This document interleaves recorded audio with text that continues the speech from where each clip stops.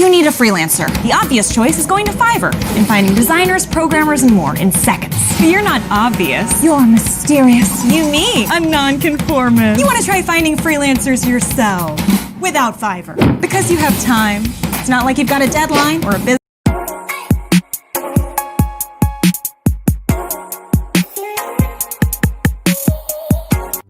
Erykah Badu was at the forefront of neo-soul music when she released her 1997 album Baduism. Since then, her loyal followers have been convinced that she's some sort of magical creature, and it has nothing to do with her soulful vocals.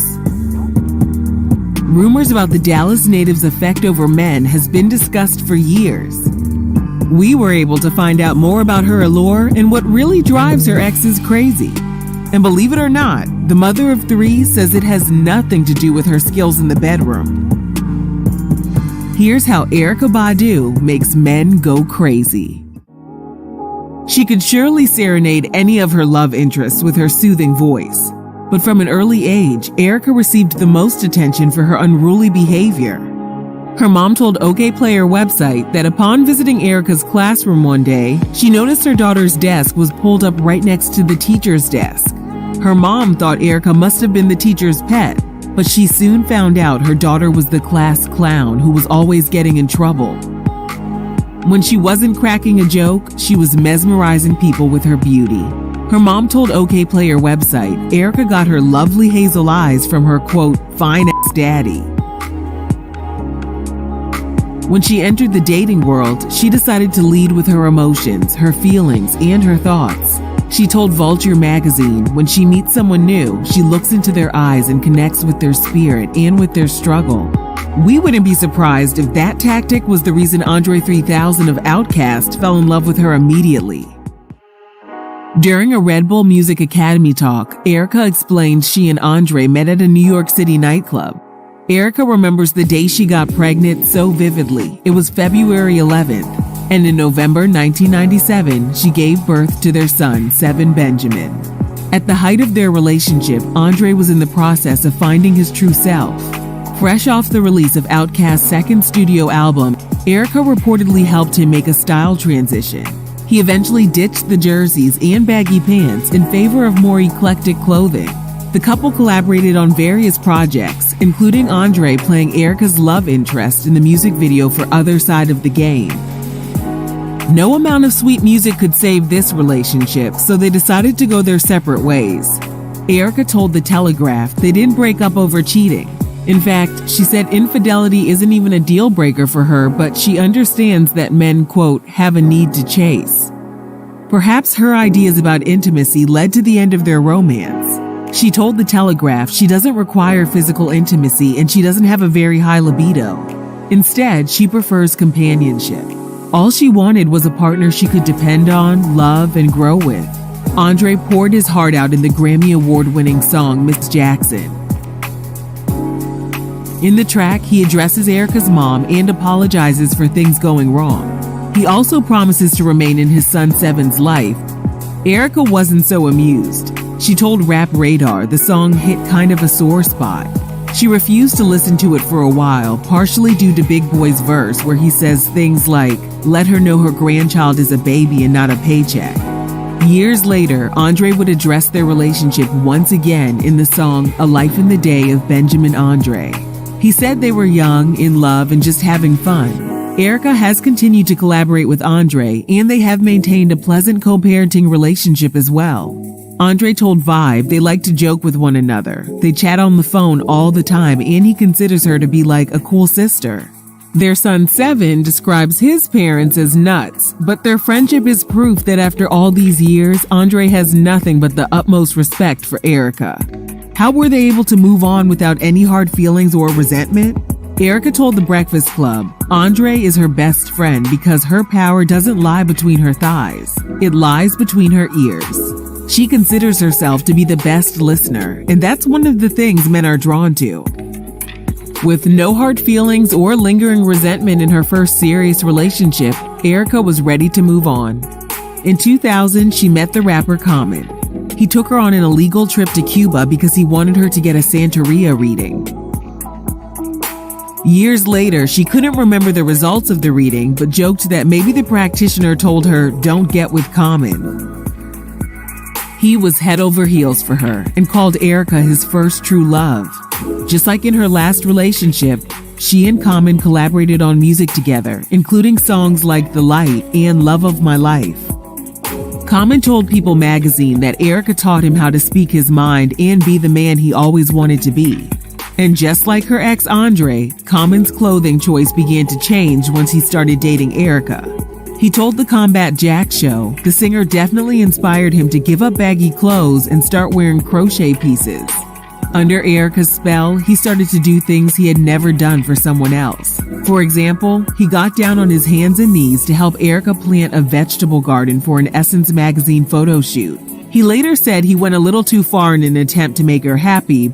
In the interview, he also expressed how nervous he was to talk about their romance because their relationship was so sacred to him.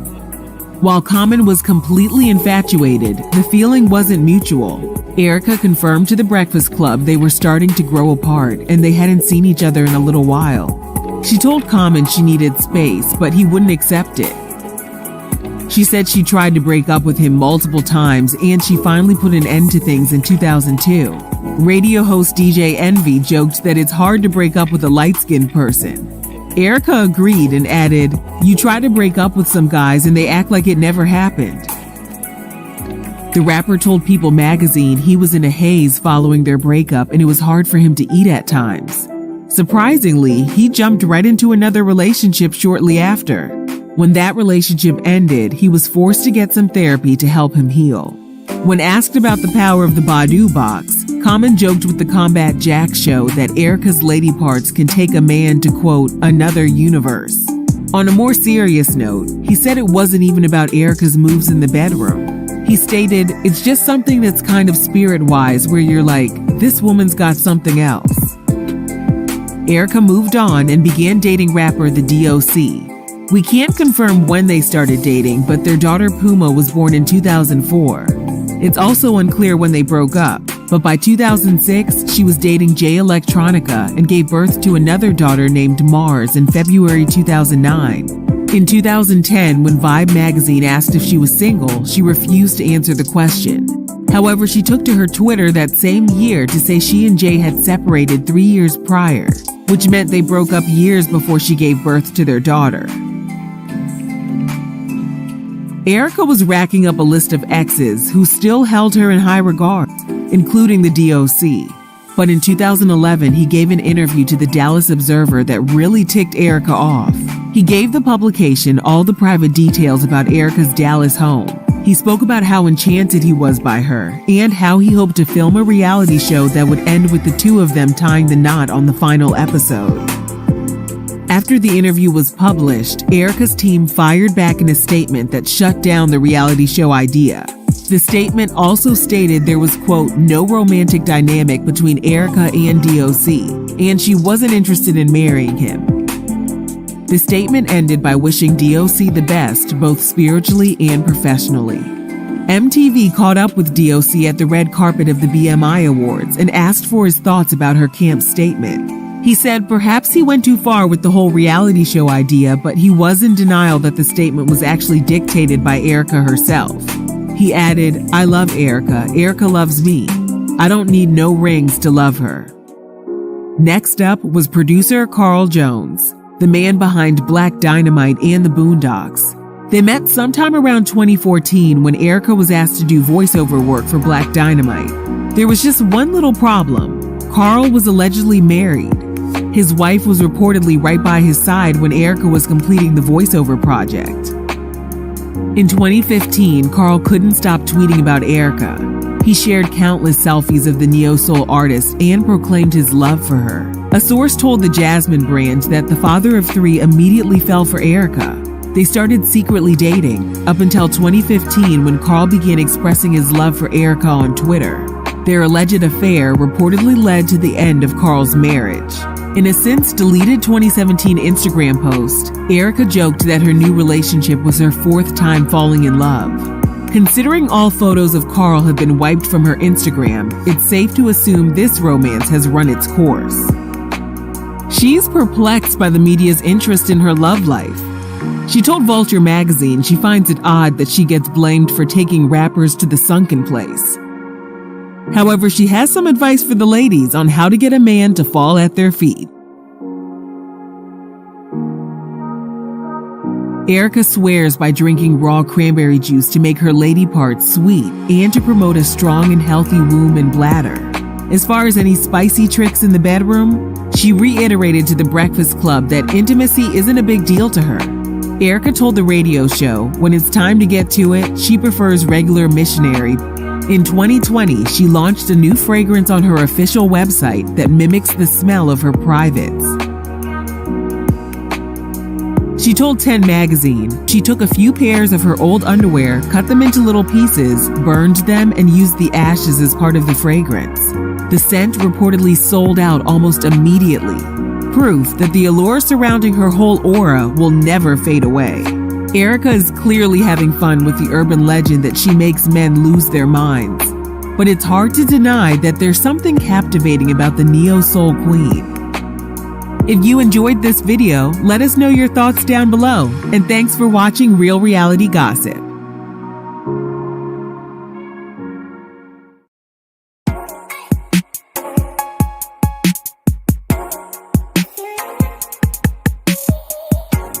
Faith Evans was born in Lakeland, Florida. Her African-American mother, Helene, was only 18 when she had her.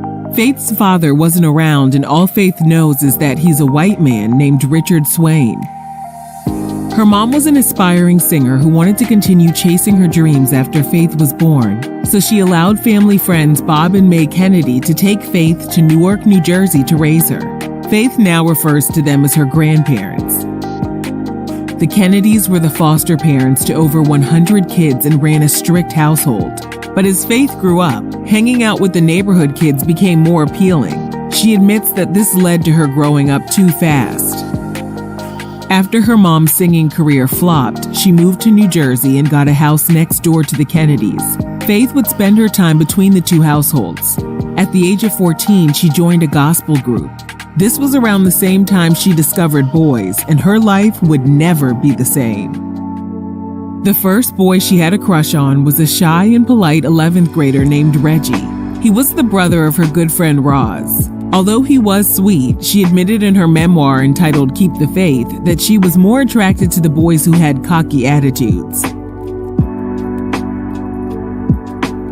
Her first serious relationship was with an older, small-time substance dealer who Faith accused of cheating and putting his hands on her. She got pregnant by him when she was 15, but decided not to keep the baby. For her 16th birthday, Faith, her grandparents, her boyfriend, and some family members took a bus trip to Florida. Faith's boyfriend got his own hotel room, and at some point, one of Faith's cousins told her that her boyfriend had a prostitute in his room. Faith knocked on his door, but he wouldn't answer. Shortly after returning home, she found out her boyfriend had infected her with a disease. Due to the intensity of the infection, she had to spend a week in the hospital and was told she would have trouble conceiving in the future. But Faith proved the doctors wrong when she got pregnant by her boyfriend a second time at the age of 16. She ultimately decided to terminate that pregnancy as well.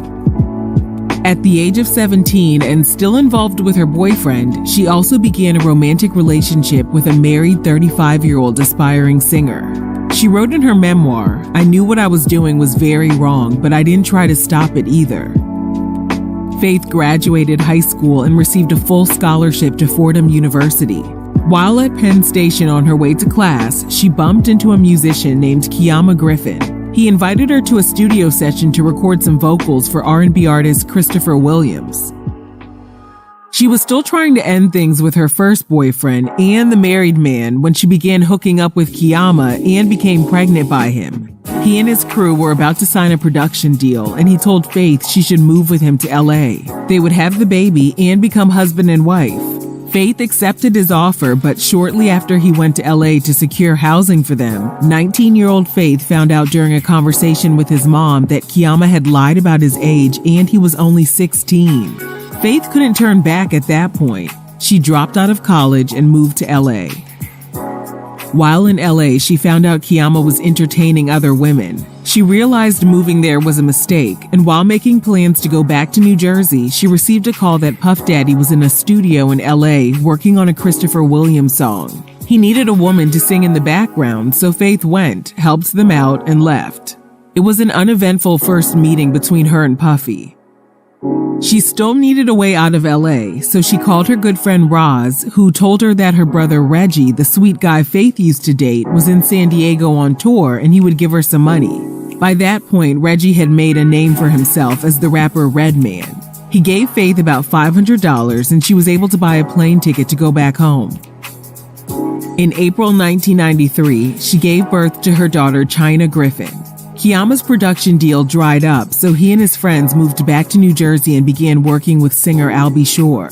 After Al heard Faith's background vocals on a song, he invited her to be on his team and offered to pay her $2,000 a week.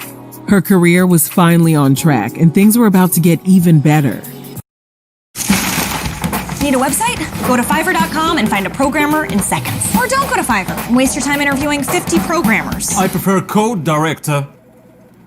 Next. Find your programmer quickly and easily at Fiverr.com.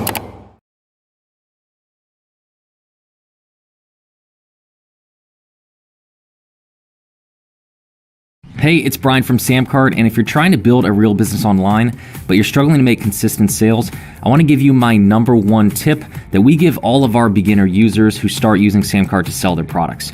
And the reason that this specific tip is the one that I share is because Samcart is used every single day by over 10,000 entrepreneurs just like you, and there's been over $1 billion in sales made on our platform, which means I get to see what's working and what isn't. I get to see what products are selling well, what traffic sources are converting the best, and what types of websites, landing pages, and marketing funnels are generating the most sales. And as of today, what's working the best are single pages that sell a single product. Which is good news for you because you actually don't need a 17-step marketing funnel or a 3-hour webinar just to start making sales. You can set up one single page that hits on all the key points you need to hit on in order to convince someone to buy. And if it's set up correctly, it will turn visitors into paying customers every single day for you. And when you think about it logically, it makes total sense why this is working so well lately. When was Puff Daddy called Kiama's crew and asked them to work on Usher's album. Since none of them had vehicles, Faith drove them. While there, Puffy needed a woman's voice on one of the songs. Faith was waiting in the lobby, so Kiama asked her to go in and sing. Faith recorded the part, and when she was done, Puffy was so shook he signed her to Bad Boy Records immediately. In the summer of 1994, during a Bad Boy Records photo shoot, Faith met rapper Christopher the Notorious B.I.G. Wallace. According to XXL magazine, Biggie had broken up with his high school sweetheart Jan Jackson about 3 months prior and was the father of a newborn baby girl named Tiana. In an interview with Vibe, Biggie said after seeing Faith, he told her, "You're the type of girl I would marry." Faith took him up on his offer. On August 4th, 1994, barely 2 months after they first met, Faith and Biggie got married in upstate New York. The couple eventually got a place together in Brooklyn. Faith revealed in her memoir she was pregnant at one point, but the pregnancy ended in a miscarriage. At the 1994 video shoot for the song Big Papa, Faith noticed a tiny girl standing next to Big. She later realized the woman was Kimberly Lil' Kim Jones, an up-and-coming rapper Biggie chose to be a part of his Junior Mafia rap group. Because Biggie didn't treat Kim with a lot of respect, Faith was convinced their relationship was strictly business. And besides, Faith was too busy trying to handle all of Biggie's other mistresses. When Biggie was in town, he started spending more time in hotels in Manhattan to be closer to the studio, while Faith and her daughter were alone in Brooklyn. Faith wrote in her memoir that as Biggie experienced more fame, their relationship weakened. His debut album was released in September 1994, followed by Faith's self-titled debut album in August 1995. As their popularity increased, one of Biggie's associates told Faith that she and Biggie were being targeted. Since people knew exactly where they lived, Faith packed up and left their Brooklyn home and rented a hotel room in Manhattan. Biggie was allegedly getting more reckless with his cheating. Faith found out he was entertaining a woman named Tiffany who was originally from Philly. Shockingly, Faith and Biggie never really broke up. They would still see each other, smoke substances, get intimate, and order food. That was their routine. One day while driving to the studio, Faith heard Lil' Kim on the radio with Wendy Williams, bragging that Faith and Biggie were no longer living under the same roof. Hearing Kim speak about her marriage made Faith realize Lil' Kim wasn't just another artist in Junior Mafia. She was Biggie's mistress. Faith eventually saved up enough money to rent a 2-bedroom apartment in Manhattan. And what about Biggie? Well, he got a home in New Jersey and moved the Tiffany chick from Philly in with him. Tiffany would later become known as rapper Charlie Baltimore. Faith was tired of fighting over Biggie, and she was also very lonely. In her memoir, she wrote that she hooked up with an NBA player a couple of times and an R&B singer. After heading out to LA to work on some projects, she stayed with a music producer and started sleeping with him as well. While at an LA nightclub, her friend Tretch from Naughty by Nature introduced her to Tupac Shakur. Tupac was recovering from being shot and had just been released from behind bars. Even though Tupac claimed Biggie, Puffy, and members of Junior Mafia were responsible for the shooting, Biggie told Faith that Tupac knew they had nothing to do with it. So when Tupac expressed interest in Faith singing on one of his songs, she didn't see a problem with it as long as he paid her a fee of $25,000. Faith was so focused on her career, she didn't realize how tense things had gotten between the East Coast and the West Coast. She didn't even know Tupac had signed to Death Row Records following his time behind bars until she went to the studio and saw the label's logo. She stated she felt uncomfortable, but laid down the rough vocals for a song called Wonder Why They Call You.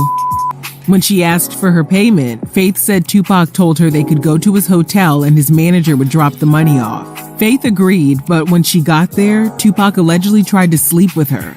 Faith turned him down, and she said she never received the payment. After Death Row founder Suge Knight and Tupac alluded to something going on between Tupac and Faith during an interview with a newspaper, Faith realized she was being used as a pawn in the East Coast-West Coast beef.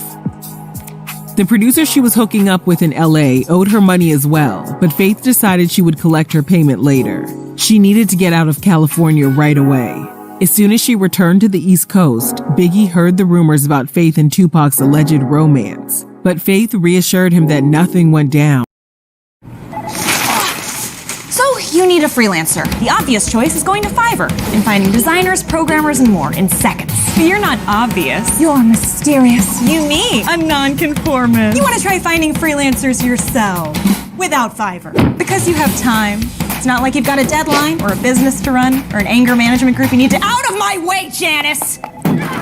You'd rather spend your time interviewing 50 graphic designers I prefer brand stylists. instead of easily finding a top-rated one on Fiverr. Nice. Now show me their portfolio. Beautiful. Okay, enough. Great bag. Maybe simplicity just isn't for you. So you'll find yourself in that overpriced boutique studio that charges triple for the same gig and think to yourself, well, at least they gave me a tiny branded water bottle, because you know how important it is to keep hydrated. Fiverr lets you set the budget without compromising on quality. The last thing you want are surprises or setbacks. Who's there? It's your deadline. Fiverr lets you set the schedule and delivery time to precisely meet your Deadline. Great metaphor. You can go now. Oh, and one last thing. Fiverr puts an end to endless paperwork. That's right, no more forms to fill out. But hey, you can probably get a qualified coworker to do that, right? Mommy, look! He's an artist, just like his father. Do the obvious and find your freelancer at Fiverr.com.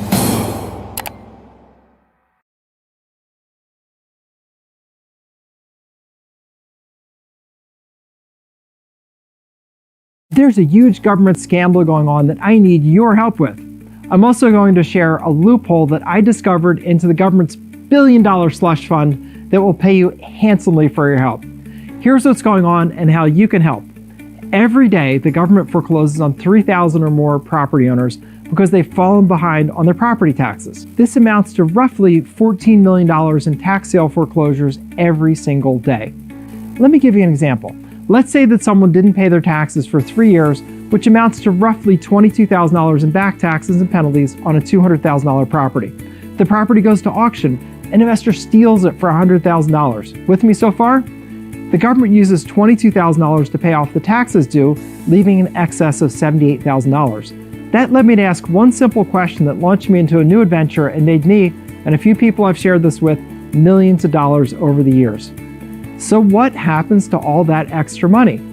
The answer to that question might make your blood boil, but it also presents an amazing opportunity for you to do a lot of good while doing really well for yourself.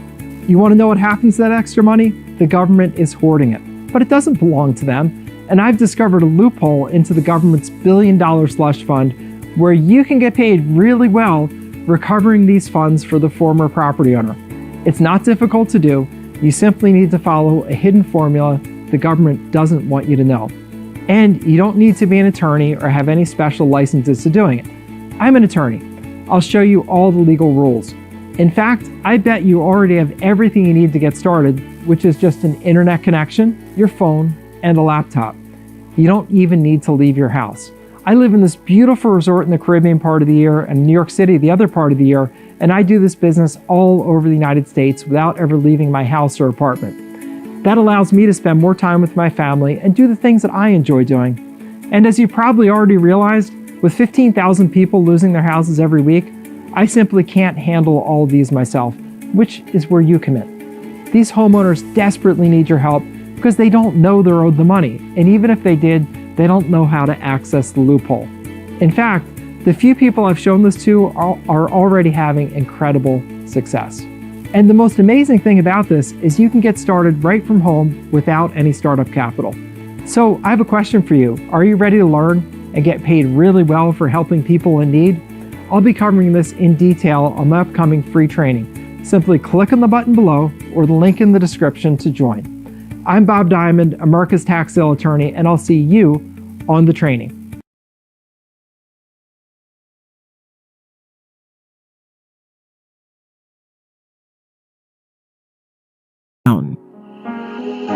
Weeks after Valentine's Day 1996, she found out she was pregnant by Biggie. In her memoir, she wrote that she was initially having twins, but one of the eggs failed to develop. Biggie made reference to the twins and took shots at Faith on Jay-Z's song Brooklyn's Finest, where he raps, "If Faye had twins, she'd probably have Tupac's."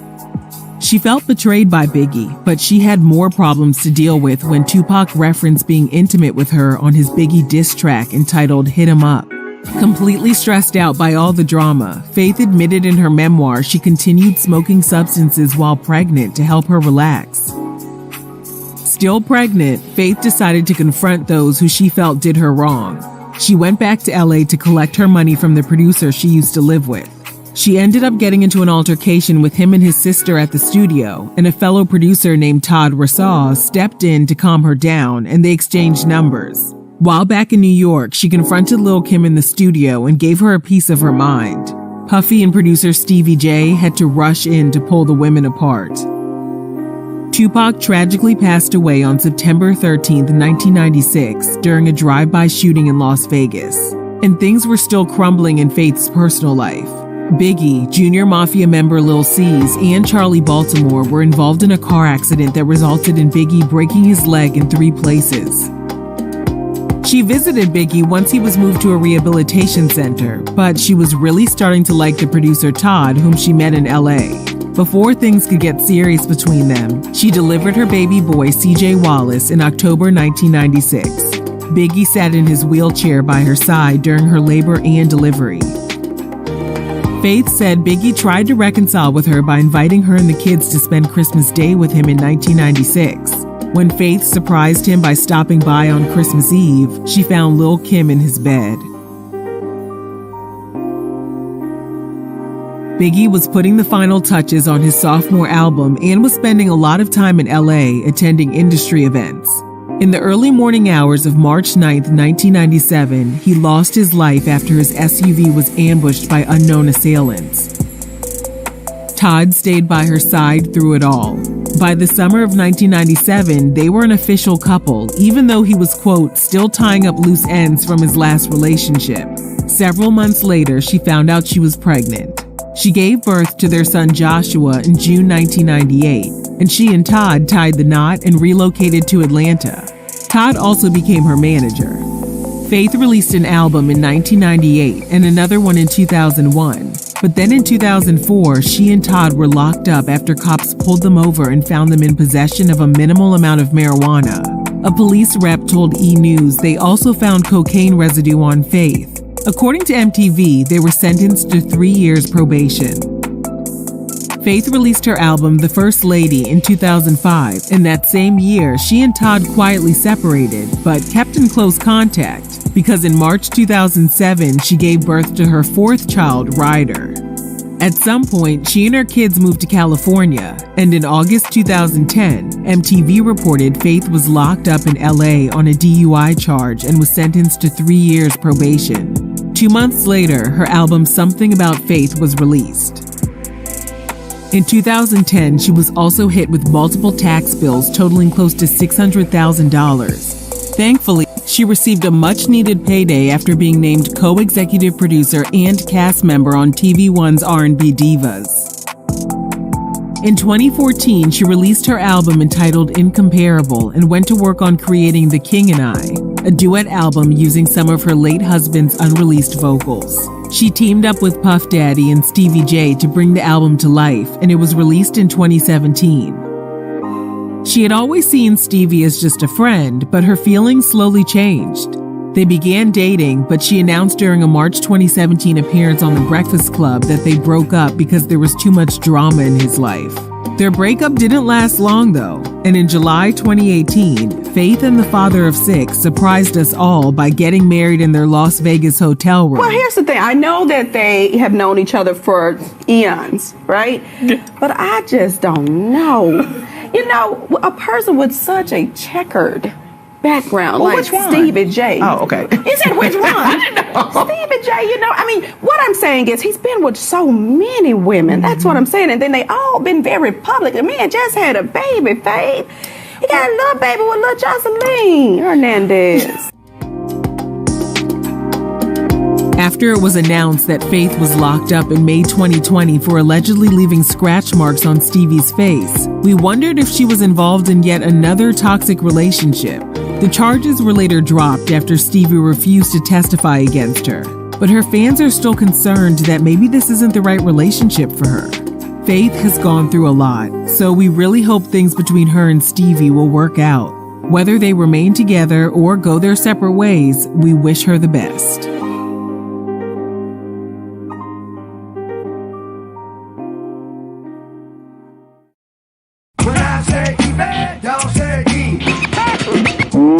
They had a certain something. Eve's whole presence says, I'm never gonna fail. She already had skills. All you had to do was put the polish on and just let it fly. I'm what they call an enigma. They chased one goal relentlessly. She knew what she wanted to do. By any means necessary, she was going to be a rapper. Through struggles, she had to do something to make money. She was stripping. She had really gone down a spiral. And setbacks. She was out there to work with Dr. Dre, but he didn't show her that much attention. For them to just call one day and be like, yo, it's a wrap, it's over. That was one of the most devastating things ever. Some people are just driven. A Philadelphia girl's defiant pursuit of superstardom. We all wanted to be stars. Eve knew she was going to be a star. Never before seen images, stories, and revelations from the people who know what really happened. Keep me real while I make millions. She battled like a guy. She was like, I'm the bombshell, and whatever y'all want, I'll tear your ass up. And, you know, I'm sitting back like, wow. Want some more? It ain't over, just keep pressing rewind. Because they lived it with her. I think Eve is a survivor.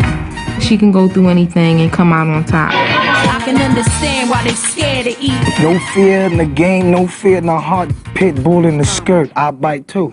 This is Driven. Eve.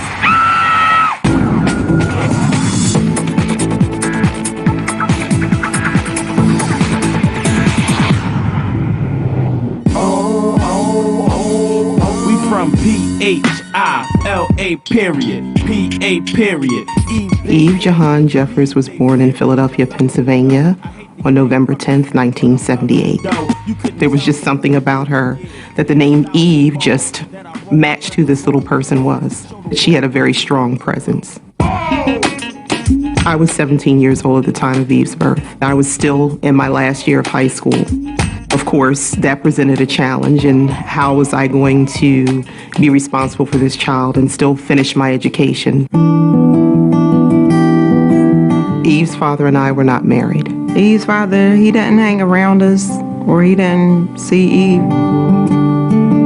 He was a member of a band. He played bass, guitar, so that really took up a lot of his time. Eve definitely felt the lack of presence of not having a dad around. It was a struggle, because a lot of her friends had two parents in their household. Eve would often ask, is my father coming today? Is he really coming? And then we would sit there, and he would not appear. That's devastating for any child. The first person that Eve looked up to was her mother. She wasn't lazy, she was strong, she was confident. Her mom has always been a very hardworking woman. Eve just saw that daily and just was like, I'm going to be like her.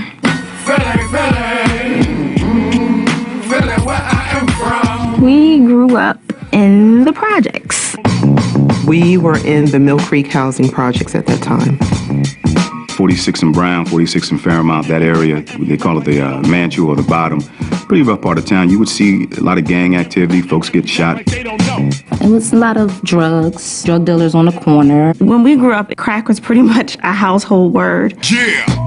You have the young kids out at all times of the night. There used to be a saying amongst black people that I hope I don't have a daughter that's pretty, because a neighborhood can prey on a beautiful young girl. PHILA period EVE period. When you live in an environment like that, you're either going to go up or you're going to go down.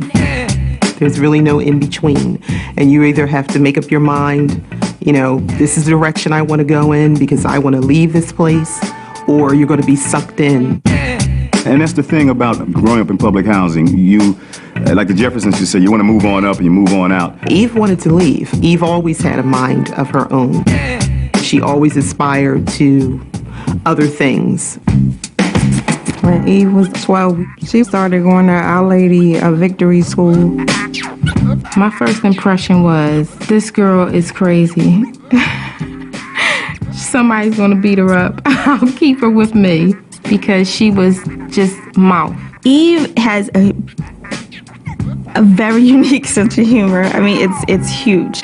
And she loved to make you laugh. I remember Mrs. Brown, her 7th grade teacher, called her mother and said, you know, Eve just won't stop talking.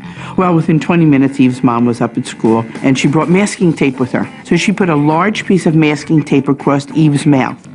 And she said to Mrs. Brown and to Eve, don't take it off. Eve's focus was always on music and performing. She would make up songs and she would dance off of songs. Eve always had a very active imagination. Where other kids were worried about more school stuff, she was at home writing songs and writing raps. She told us right from the get-go she was going to be a rapper. Eve and her friends formed a group called the Dope Girl Posse. My name was Dangerous D. Eve was gangster. Yvette was hardcore. And Janae was ruthless. We hung together every day after school, and we started practicing. Well, I'm gangster, ripping the mic, funky fresh. All your girls out there know that DGP's the best. People used to tease me because I had a pet hamster and I'm knocking them out. You walking just like Fred Sanford. And that was our first official rap. And we performed it everywhere. On the street, in the gallery, which is our mall. In class, at a house party, we would go up to 88.1 and we would get on the air and rap. Sing if we had to. We was trying to be multi-talented. We was trying to hit all angles. We all wanted to be stars. Eve wanted it a little more. Eve knew she was going to be a star. Eve moved to Germantown the summer after 8th grade. Dope Girl Posse broke up only because the girls went on their separate ways to different high schools. When she moved to Germantown, she attended Martin Luther King High School. I think that kind of got to her a little bit because she moved to a different neighborhood where she knew no one. She went to a big high school where she knew no one. And I think it was just like she was lonely. Well, I think her biggest struggle was the fact that Mom was going to marry. And I think that was really hard for her. I got a boyfriend now. When the idea of marriage came up, Eve was very excited about the prospect of, oh, my mom's getting married and I'm going to have a dad. Before I asked Julie to marry me, I asked Eve, is it okay to marry your mother? She said, yes, Mr. Ryan. I said, you sure? She said, yes. However, when the real life set in and he took on the role of not only father, but of course somebody who provides discipline and direction, it kind of became contentious. Eve didn't adjust well when it was time for her to listen to rules. Her stepdad had a problem with the way she dressed. She wanted to wear a certain length of skirt, for instance. And my husband was like, you know, that skirt is way too short. You need to come in here and put something else on. I had to make a choice to say that I'm going to be her father or I'm going to be her friend. And I decided to be a father. And then her brother was being born. Of course, she was so happy to have a sibling. But when he came home, it was a different story. Now her mom, seemingly for her, was not there because her focus now was with this new baby. Everything was just different, and she didn't really know how to handle it.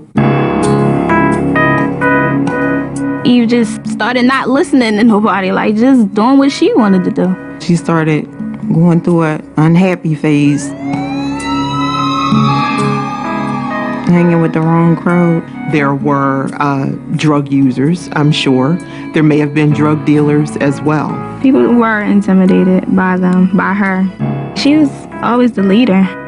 There's a lot of stuff on the streets, and I was so afraid for Eve.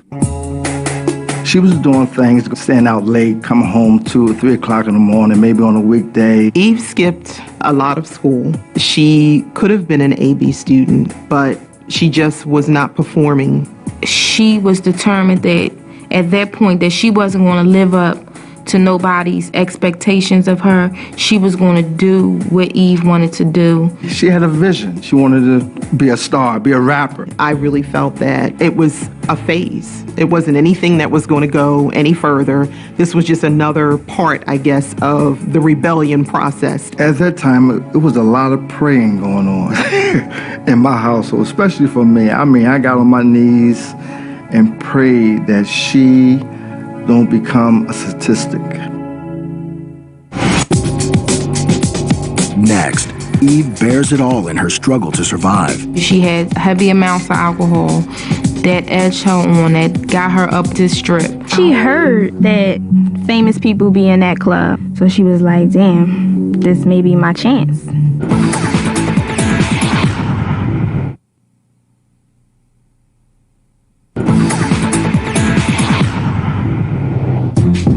Eve, in her early high school years, began to discover what's going on in the neighborhood and hang with certain people.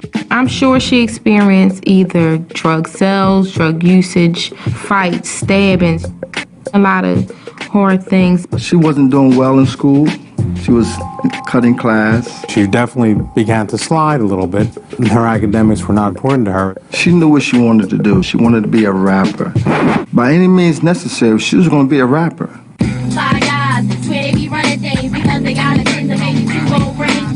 Eve and her friend Jennifer formed a duo called Egypt. I remember them coming together formally in 10th grade. Egypt was EDJP, and it stood for Eva Destruction and J Poop. I come equipped with the gift that you or dismiss to light your hat like a total eclipse. It was like a young Salt and Pepper, back-to-back raps, up-tempo.